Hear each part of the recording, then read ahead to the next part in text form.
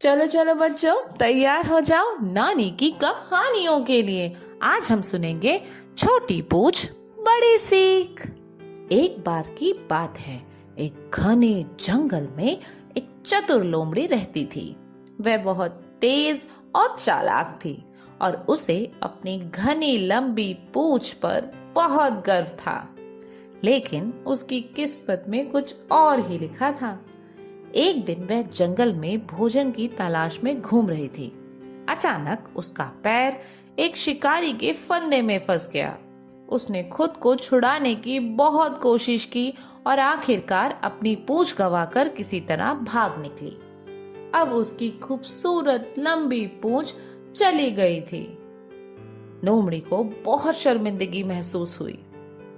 अब मैं दूसरे जानवरों का सामना कैसे करूंगी, उसने सोचा। फिर उसने एक चालाक योजना सोची। उसने जंगल की सभी लोमड़ियों को बुलाया और कहा, दोस्तों, हम सभी को अपनी पूंछ काट देनी चाहिए। यह बहुत असुविधाजनक है। यह झाड़ियों में अटक जाती है और तेज दौड़ने में बाधा बनती है। अब मुझे ही देख लो, मेरी पूंछ नहीं है और मैं खुद को बहुत हल्का और तेज महसूस कर रही हूँ। यह सुनकर सारी लोमड़ी एक दूसरे को देखने लगे और फिर उसे देखकर एक बूढ़ी और समझदार लोमड़ी ने मुस्कुराते हुए कहा, अगर पूंछ काटना इतना अच्छा होता तो तुम्हें हमें समझाने की जरूरत नहीं पड़ती।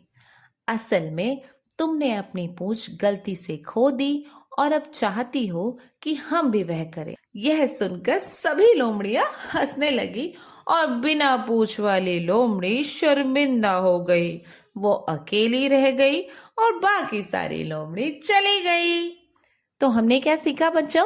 अपनी गलती और नुकसान को छुपाने के लिए दूसरों को गुमराह नहीं करना चाहिए और स्वयं को स्वीकार करना ही असली समझदारी होती है। धन्यवाद। मिलते हैं अगली कहानी के साथ।